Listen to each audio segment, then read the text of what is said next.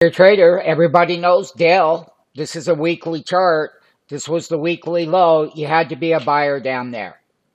Okay, they're in AI. They keep talking about it. They finally came out and did okay in this quarter.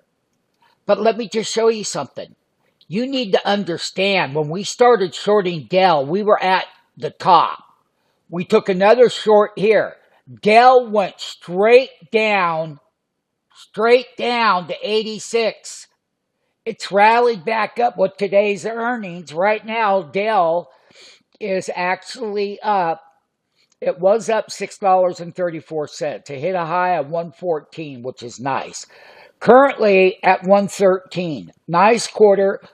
Currently up $2. Keep this on the radar, trader. We want to get in it again, and we're going to take it a long trade on the upside.